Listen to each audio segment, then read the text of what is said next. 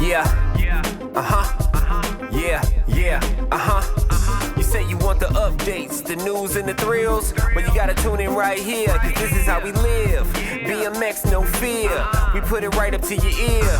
When the gates let down and you know it's that time, full speed ahead, give me mine. Oh yeah, it's that time. For what? For the fro and the finish line. What's up, good people? Welcome to season 2 of the Fro and the Finish Line. I am your man Gmo and Eric Grindle, right here.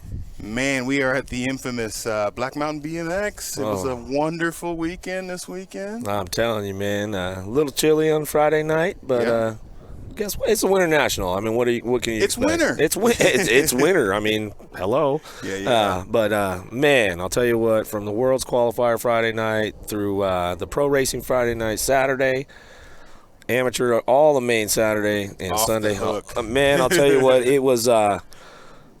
Yeah, I'm going to say it was off the hook. I mean, we didn't get any breaks. There really wasn't too many crashes, and it was just one hit after another. And I started up at, the men's cruisers, at the little guys, about 10 and unders, and I ran it all the way through. And I mean, all the novice rounds, all the intermediate rounds, all the girls' club, and then the expert mains were just off the hook. And, track was dialed.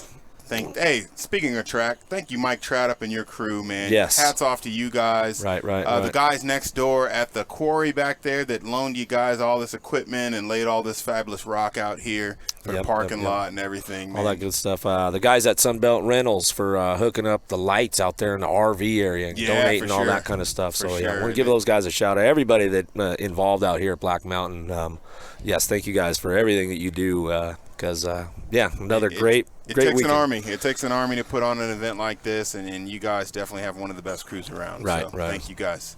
Yep. All right, let's see. What are we going to talk about today? Grands wrap-up going on. Cause, we're going to look at our favorite 5 from the Grands. We're also going to take a look at the pro action from here, the season opener for 2020. We're also going to have a new segment for 2020, and it's going to be called The Anatomy of a National. Yeah. So we're going to take you basically A to Z.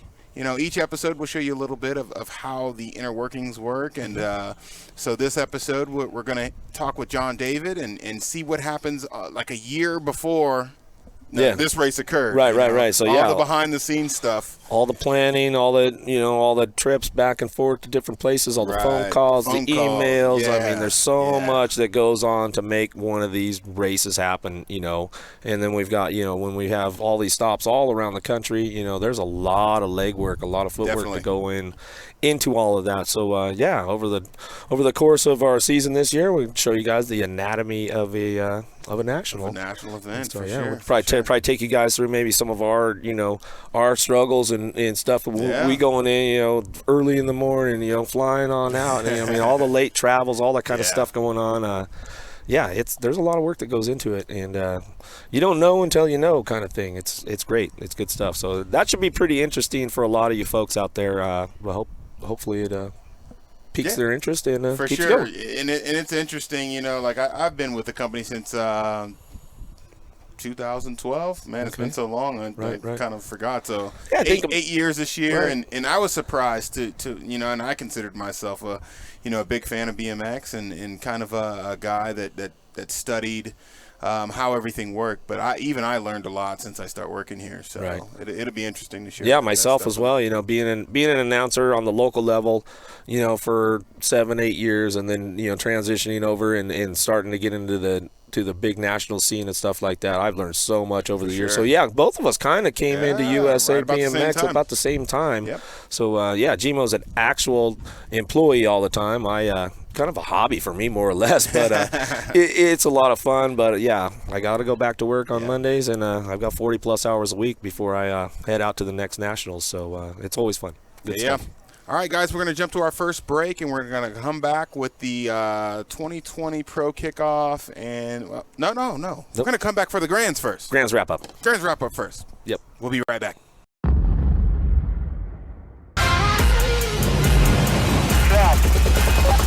But now I'll rise above you. Welcome back to the Fro and the Finish Line. Yeah. We're going to get into some Grands action, man. 2019. These are our favorite 5. Let's start it out with probably one of the most controversial laps in BMX history, really. Yeah. Vet Pro. You got TB coming out of 7. Suarez in 1 there.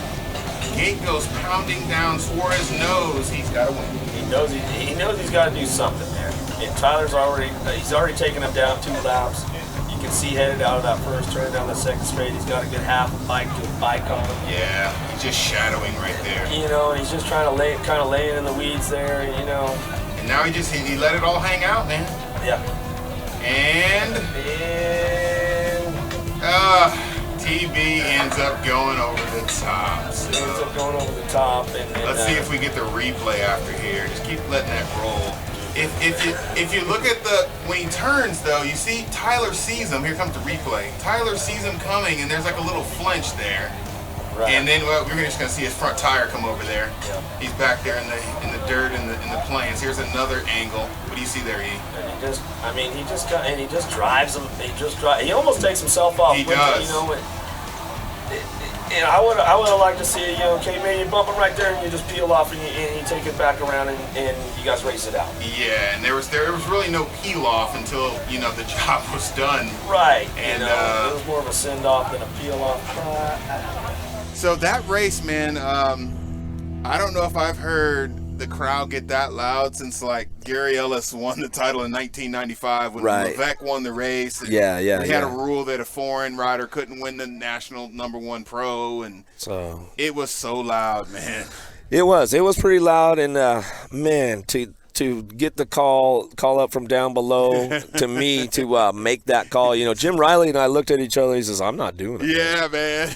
and I was like, I guess I'm up. Yeah. So you don't kill the messenger, bro. Yeah. But hey, man, I didn't make the call. The call was made from down below me on the uppers, and it is what it is. I mean, the call was made, and that was that. And they shook hands afterwards. They did. I talked to Tyler, and he said he went back to his pit after the fact, and they hashed it all out. And they know it's racing, and they know it was for a title, and Tyler probably would have tried to make the same move if it came down to it, possibly. So, so yeah, man. All right, let's move on to the next race. The next race in the list here. What do we got? 15-16 ladies, the girls club, man. Some of the top riders in the country and out of the country. Yeah, in the world. I mean, you got World 1 there in Gate 1. Yeah, World 1 there, and then we take it downtown. Oh, Canada, here we go. Hey, Molly Simpson had a great start, but just couldn't get to the inside. She couldn't get to the inside, and then what's going on with this race is the national #1 title in the U.S. is up for grabs right here. With 2 Canadians.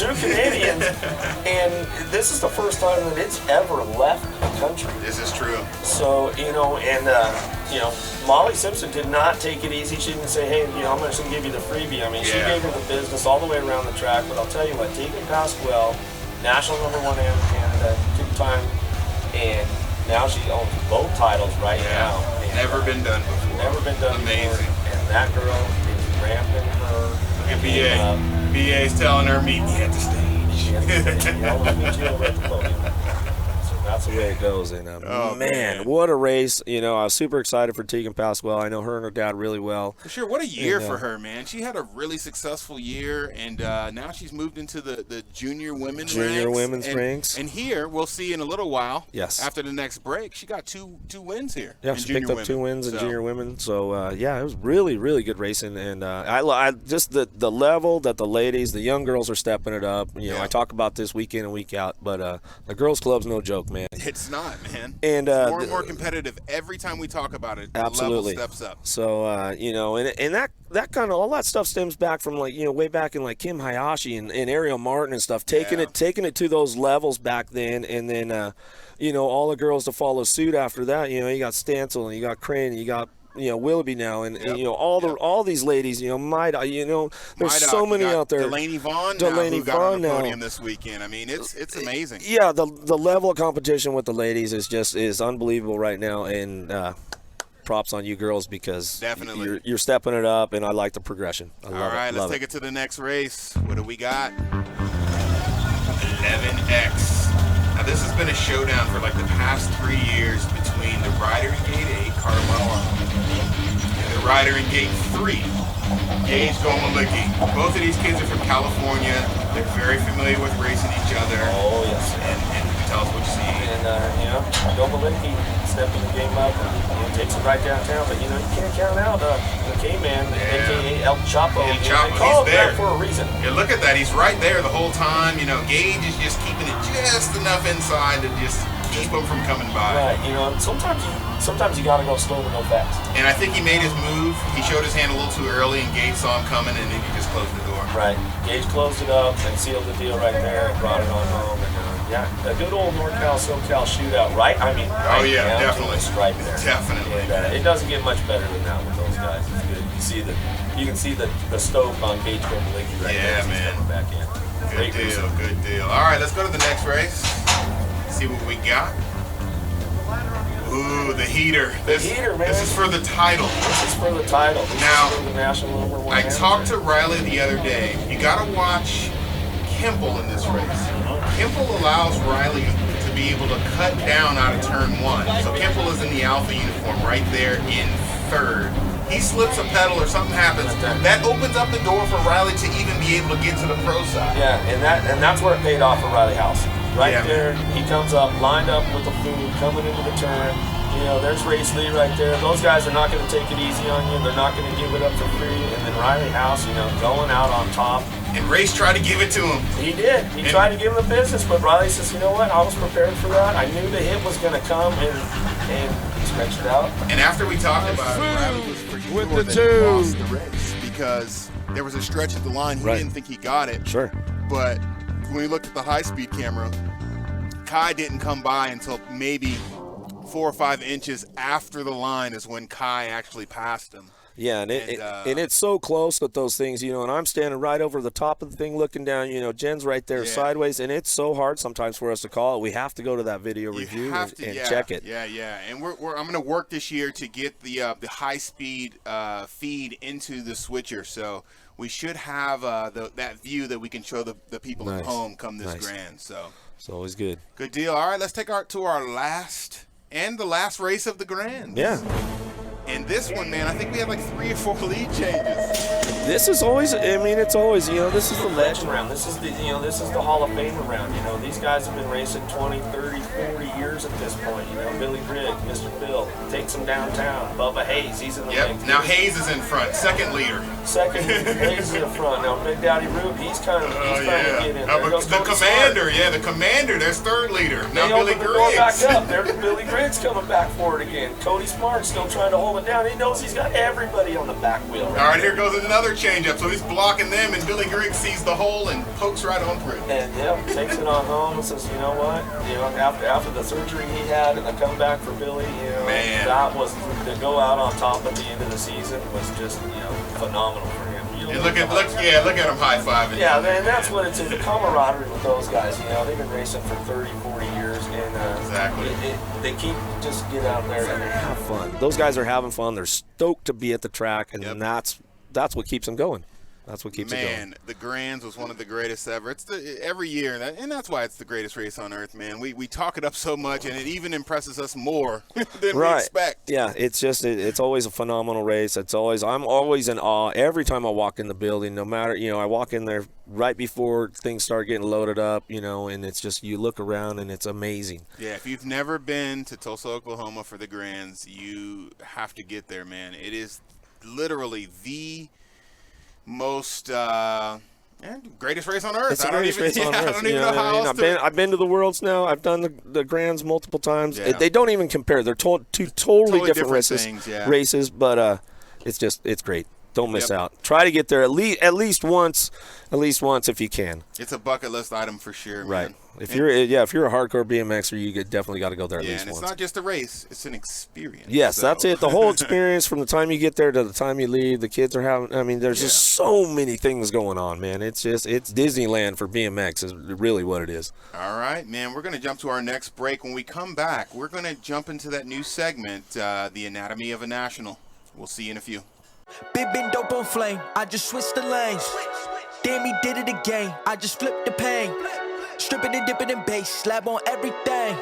Swimming, you sinking away, cause I got big racks coming. I put my low racks on it. I ain't skip past losses, I had to get back off it. See the fit lab on it until they whip my coffin. Money clip, I tossed it, I heard it's big bags on big bags on big bags coming, coming in. Yeah, flex, I just wanna win. The USA BMX National Series is known the world over for its intense competition and for being the most efficient BMX series in the world. Many have wondered how it happens behind the scenes. This year, we're sharing the journey with you. This is the anatomy of a national. Yeah, attaining a national event for any track or any destination is truly probably one of the most exciting things. I was a track operator. I always tell everybody I've been on both sides of that. I've been on the no side, you didn't get it, and I've also been on the yes side, you did get it. And we created the RFP, the request for proposal process, really to kind of streamline it and make it easy for you. Periodically, with about 6 months leading up into the May 1st deadline, which was when we need to see proposals, we'll send emails to the tracks and letting them know, hey, here's a link to the RFP and so forth and so on. So what we love to see is we love to see the tracks pair up with either their sports commission or their CVB. And don't worry if these are foreign words, I'll help the tracks right through that process. I do that all day long. And the CVB stands for Convention and Visitors Bureau. But you work together as a collaborative effort to put together a proposal to submit it. The RFP takes you right step by step through the data and the information that we need to see. And then from there, you can prepare that proposal and submit it. So there's a couple of fundamentals in there that I always love to share with everybody. One, from the track's perspective, we don't want you spending a bunch of time making a fancy proposal. You're too busy. You're doing that already, with all the everyday work that you've got to have. So really what we ask of you and what we tell those sports commissions and those convention and visitors bureaus is let them do that legwork. That's their job. They do that all day long. So a lot of times, if somebody's at this for the first time, I tell the tracks, just give me a call. Let's have a little walkthrough. I'll talk you through the process on how it goes and how to structure things. And then I'll connect you with that CVB or sports commission in your community, and we'll work on how to formulate it. But the most important part of the process is we want to make it easy for you. This is not supposed to be something that's cumbersome. You're already too busy as it is, and we'll help you make that process pretty simplified. So first and foremost, how's our track?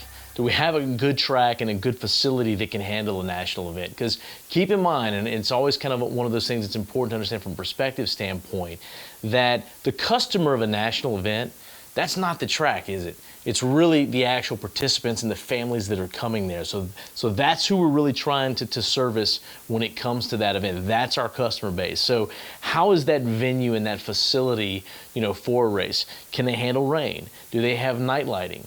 How's their parking situation?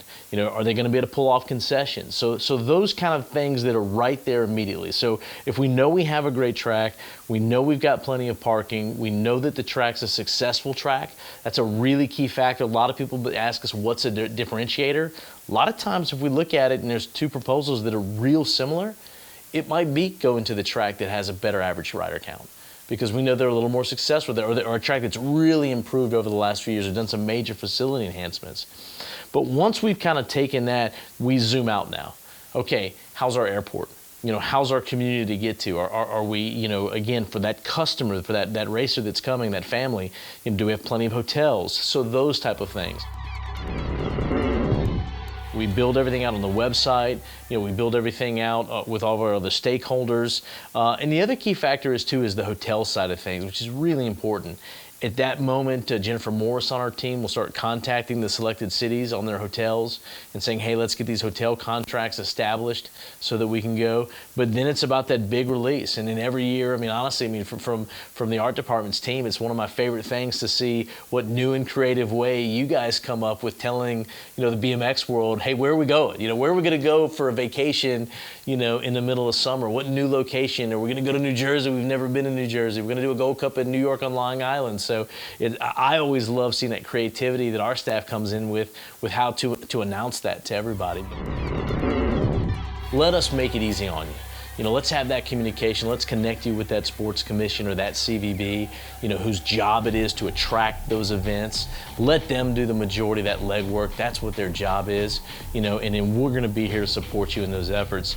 Know that the staff at USA BMX, if we could do 400, national events so that every track got one, we would. And that's, because we love the tracks that are working hard and have that desire, and we want to reward them, and stick around, and we're going to keep bringing some interesting destinations to you, and hopefully providing you with the best racing action we can.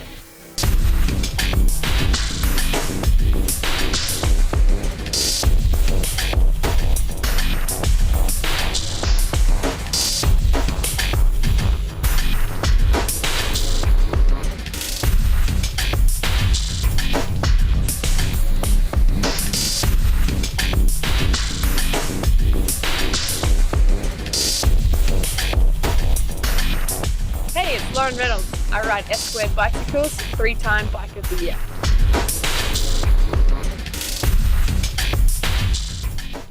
Welcome back, Throwing the Finish Line. Man. Let's get down to it. Let's get straight into day one for the pro guys. Winter Nationals 2020. We're going to jump right into this one. Gate 1, your national #1 amateur, Mr. Riley House, comes rocketing out of the gate. On his pro debut weekend at the home track. Yeah, man. So he's got a Floridian there in second. Is that Dos Reyes? Yeah, Dos Reyes. And Dos Reyes, man, he was on the gas and trying to chase him around all day long. But no, he didn't have nothing. On the home turn, this kid about, 6, 7 bikes out? Yeah, he's gone. He's gone. And, to do it at home, to come out on the home track, debut, your pro debut. Friends and family from all around, and to come home and take that first win, you gotta give props to Riley House, because he's definitely been doing the work. He's stepped up the game. He opted out of going to Vegas. I was teasing him a little bit about that. You know how I am, man. Racers race, bro. But he said, hey, come on, bro. I want to debut at home, and I get it. That's true. And that's why. And he has a plan, for the rest of the year. Yes, he does. That part of that plan was starting here at the Winters. Yeah. So also for Riley House, leaving the Grands, he was riding for Supercross BMX, and so he picked up himself a new deal at the Grands, and his debut. Part of the cartel now. Part of the cartel now. So, he is Rockstar Rift Tangent, and he's owning it. Really fast bike parts. He's making them go fast. There we go. All right, let's jump into the next main event from Friday night. Looks like junior women. Looks like the junior ladies, and there we go. Back at it.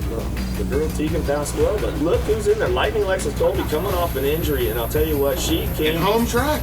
Came back, and she was on fire. The lightning was striking, and she took it down that second straightaway, but passed well. Just a little room there. Just a little bit of room there, and she kicked the door open, and she took them back around. And those girls don't back off each other. You can see Daughtery, she's coming in the mix right there in that free spot, but Pasquale has been on a mission. She has stepped her game up tremendously, her trainer and Ariel Martin. Yeah. And it shows the work she's been doing, and leading up to this race, she hasn't seen a track in 5-6 weeks. So she's been in the snow. She's been riding Watt bikes, and that's all she's been doing. So this is her first time on the dirt in a minute. So that's good, and sometimes that break is good mentally. It gets you hungry again, and it get you wanting to participate in the season and kick it off with a bang like she did. For sure. All right, who we got next? Gates down, looks like junior men. Junior men, now that barn burner going on with these guys, I'll tell you that for sure. Quick Nick Adams going to get a nice pop and a hole shot on that one. Man, I'll tell you, another Rockstar Rift Tangent guy. Man, they're on fire right now. They're on fire. And looks like Coleman on that 2-spot, Black Widow out of Minnesota. And what we got, Jensen and Bullet Crate Kimball in the mix there. So those guys all trying to get down to it, but man, Adams just owned this one wire to wire. On rails. On his week, his debut weekend for the junior men's class, and picked it up on a Friday night, and that's the way it went. Yeah. Vet Pro, day one. What we got, E? The Mosquito, Tyler Brown, the showdown, back at it again, and then we got some new boys in the mix. Tyler Farrow jumping into that Vet Pro class, Tomas Fernandez, Matt Wilcox. So we got some new guys in the group there. Hey, but Suarez is just trying to move out, man. But he's got another hometown kid, Tyler Farrow, right there in the 2-spot, and he's hunting. Yeah, Farrell having a pretty good run. Gonna try to ramp up on him a little bit right there. And he was coming. Oh, and the manual went a little long, and then he bails it right there in the last turn. Yeah, and he went down pretty good. And Suarez getting the first Vet Pro win of the year.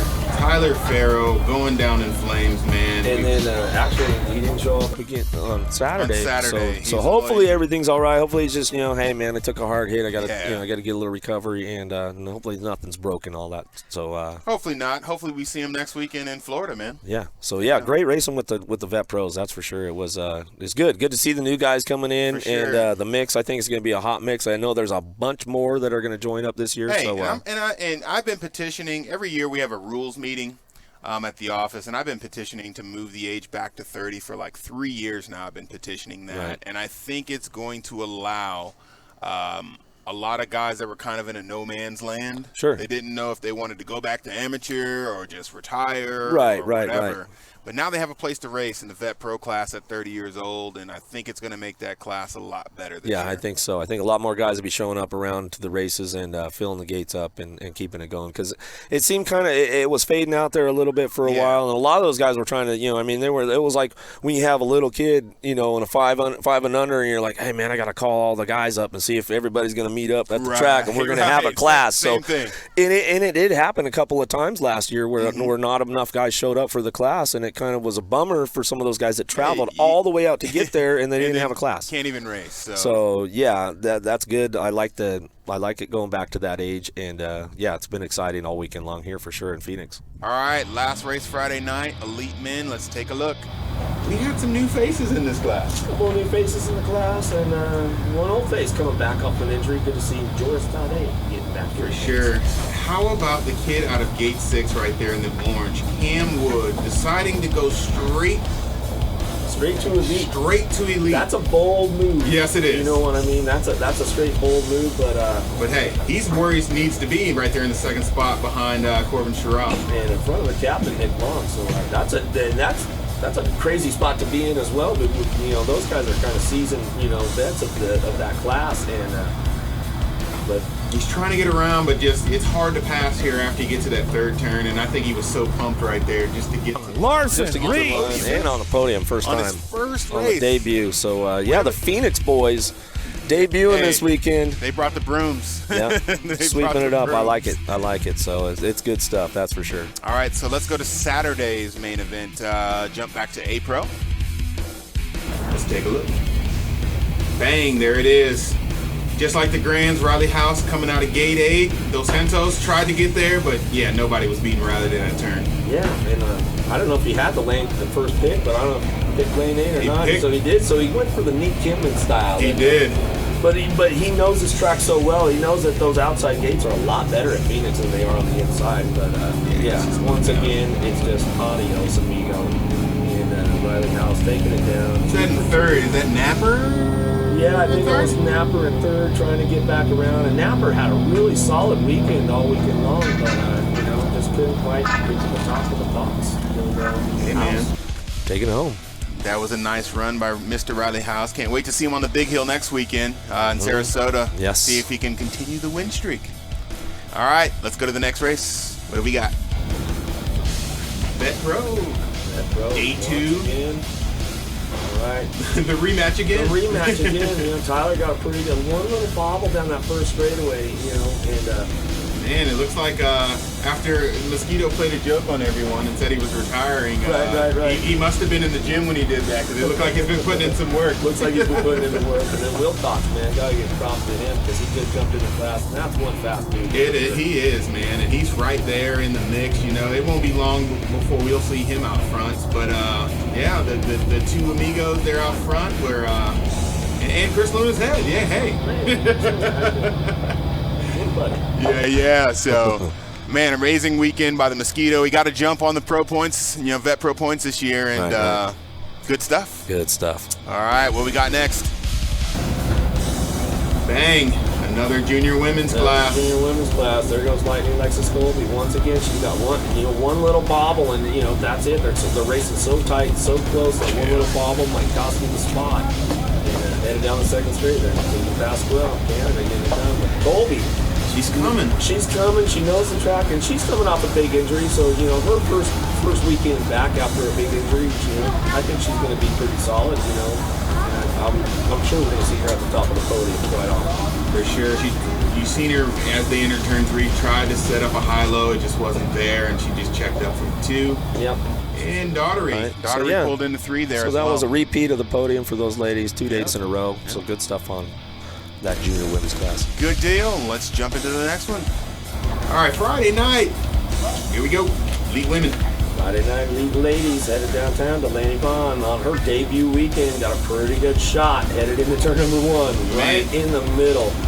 Amazing that she came basically into the class ready to podium, man. Right. She was not backing down, that's for sure. Yeah, had a little bobble there at the end of the straightaway and allowed for Hagen to come by, but she held on to that 3, but Brooke Crane, man, out front. Brooke Crane just owning it, and it's good to see Brooke get on top of the podium a couple times. Yeah. And she's coming back around. Verhagen still trying to chase her down on the home turf, and Brooke getting it done. Good stuff coming back around, and it looks like...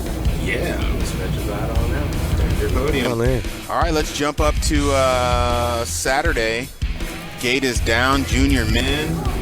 Who's looking good out front there? Ooh, here we go. Looking for this one down in that first turn. I think it was Kimple or Jensen getting that top spot as they got it started up there. Yep. Both the Alpha boys, yeah, they're running 1 and 3. And then coming back at us and out of that turn, coming back down the line. Got answer colors. That's a Birdman. That's Birdman in second. He's jumping in. Oh, and he just hit some soft dirt at the top, man. Hit some soft dirt, kind of blew himself out, but then the Alpha boys kind of opened the door up on each other. And there you go. I think that's back 1, 2. That's Jensen Kemple. And then that's Bolt. Yeah, pulling that 3, man. Here we go. Elite women Saturday. You got some new faces in there. A couple of them in there, and guess what? They came to play. They did, man. Look at Delaney Vaughn coming out of 3. She had a great weekend, and you'll see when we get to Friday here, she was in the mix as well. But Brooke Crane coming out of 8, just too much experience, too strong, too much training, and she's out front. Yep, out front. Verhagen on that 2 spot, chasing her down on the home track. You got Mydock back there on that 3 as they come on back down the line. Verhagen just trying to put something together. And as you see, it's easy to pull up on that when you get to the 3rd turn, but then after that, it's just kind of hard to pass, man. And you really got to have your game on point to get down through that rhythm set faster than that lead rider, and it takes a lot to get out front on that one. All right, let's take a look at that last pro main event for the weekend. Elite men. We only had 9 guys show up. We knew with the World Cups in Australia, the attendance wasn't going to be quite there this weekend, but it was still some hot racing. Yeah, there we go. Corbin Sherrod. Nick Long on that 2 spot. Here comes old Doris Dade. Bringing it down that second straightaway. Trying to line up the captain. Sherrod just gone on this one. He says, all right, I'll see you guys around the finish line. Nick Long likes that 2 spot, but man, Doris Dade coming off the injuries. Yeah, 3-time champ there. And there's a reason why he knows what he's doing. Is he coming into that last turn and gives the captain a little bit of business? And, just enough. Nick Long, old 3 to 5. Nick Long says, "Hey, a 3 spot is the top of the podium for Nick." So I'm 30 years old. I'll take that 3. Yeah, he'll take that 3. So he's solid on that one. 2 days in a row for Long. So good stuff. Good stuff going on. All the racing all weekend long out here at Black Mountain. And yeah. Man, so that's going to wrap it up for us. We're going to try to keep the shows a little shorter this year, keep you guys engaged, and we're going to reach out, and we're going to do some giveaways at some of these races that we do the shows. Okay. So we got some really good stuff coming up this year, man. Right. So, man, Season 2, Episode 1's a wrap. Right on, man. Dude, Getting it done. It was awesome. But for Eric Grindle, I'm your man, G-Mo. We are here live, Black Mountain BMX. And, guys, we will see you at the next one. Peace. Oh, yeah, it's that time. For what? For the fro in the finish line.